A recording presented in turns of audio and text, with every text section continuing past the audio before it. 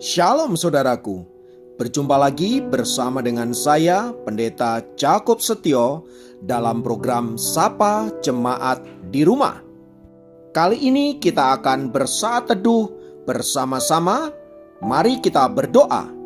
Tuhan, kami rindu kuasa firman-Mu melawat setiap kami, dan biarlah hidup kami senantiasa dituntun oleh kebenaran firman-Mu, sehingga kami tetap ada di dalam on the track-nya Tuhan dan mengalami berkat-berkat maksimal yang Tuhan telah siapkan bagi hidup kami. Berfirmanlah Tuhan, kami siap diberkati oleh Engkau. Dalam nama Yesus, haleluya, amin.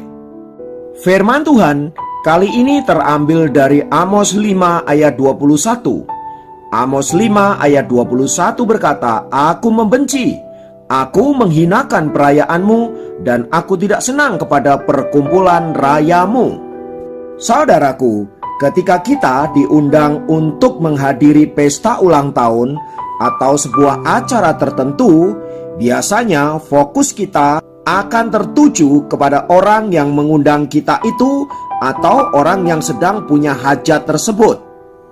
Dalam acara ulang tahun misalnya, orang yang ulang tahun akan disalami, diberi hadiah, dipeluk, dicium, diajak ngobrol, mungkin diajak foto, atau apapun.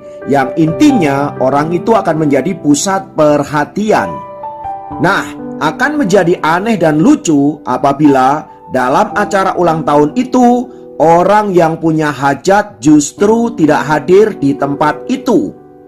Ada beberapa kasus hal itu bisa terjadi.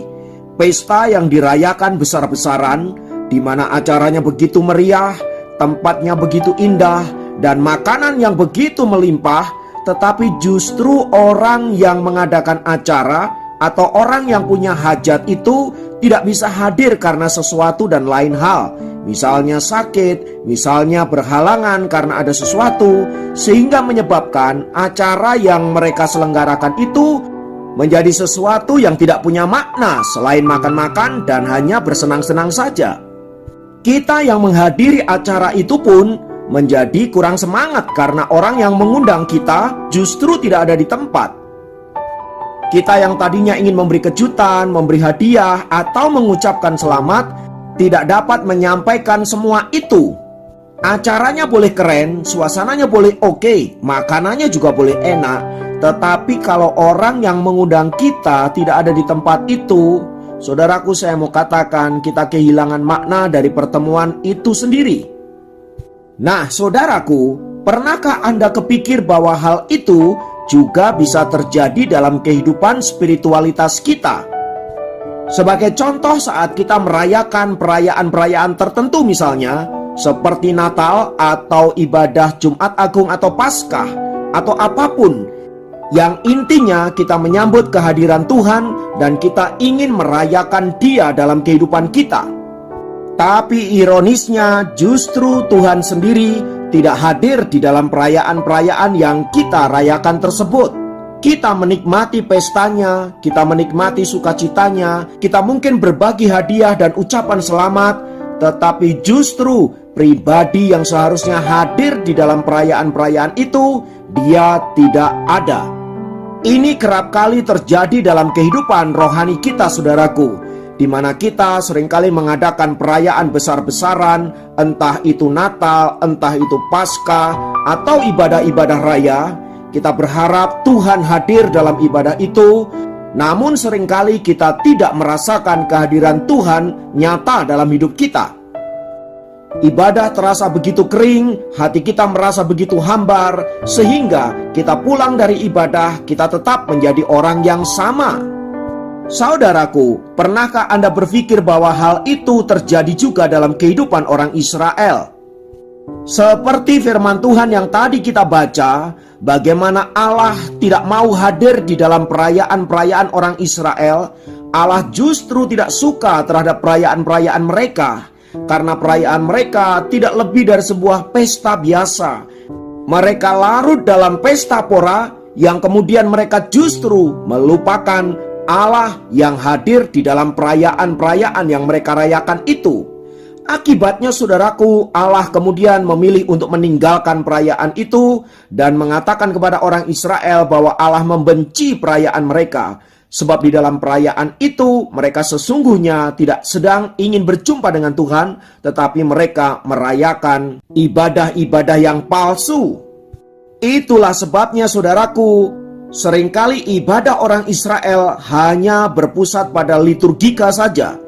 Yang penting liturginya dijalankan, maka selesai sudah ibadahnya. Tidak penting Allah hadir atau tidak, bukan itu concernnya. Kalau sudah sampai pada titik ini, maka ibadah itu menjadi sangat hambar dan tidak berguna sama sekali. Allah tidak suka ibadah demikian, Allah muak dengan ibadah demikian. Oleh sebab itu, Allah tidak mau hadir dalam ibadah-ibadah yang demikian.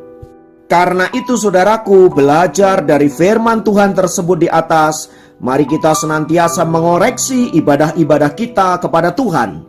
Apakah ibadah yang kita jalankan ini sudah berkenan di hadapan Allah atau perlu kita koreksi?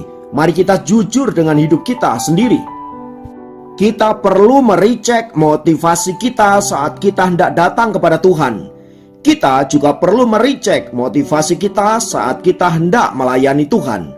Apakah itu untuk menyenangkan hati Tuhan karena kita mengasihi Tuhan, atau karena ada faktor-faktor yang lain? Itulah sebabnya saudaraku, mengapa Tuhan mengingatkan orang-orang Israel agar mereka mengoreksi ibadah mereka. Sebab jika mereka tidak mau berubah dari pola ibadah yang demikian, Allah mengatakan bahwa Ia akan membuang bangsa itu masuk ke dalam pembuangan. Di ayat yang ke-27 di sana dikatakan, "Dan aku akan membawa kamu ke dalam pembuangan, jauh ke seberang Damsyik, firman Tuhan yang namanya Allah semesta alam." Karena itu saudaraku, baiklah setiap kita senantiasa memiliki persepsi yang benar dalam hal beribadah, supaya ketika kita melakukannya, kita melakukan karena kita mengasihi Allah dan karena kita rindu perkenanannya. Sehingga ibadah yang demikian menjadi ibadah yang diperkenan oleh Allah dan hidup kita senantiasa diberkati. Biarlah firman Tuhan ini memberkati kita semua. Mari kita berdoa.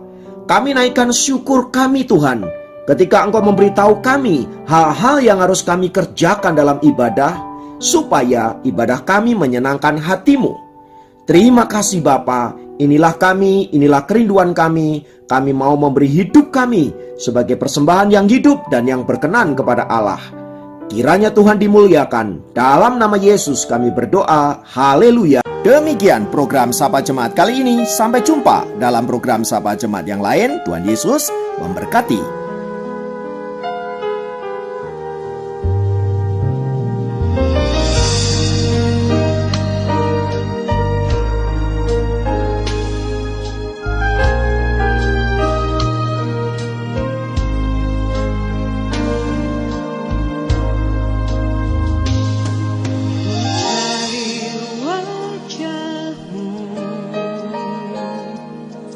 Temukan kasih-Mu,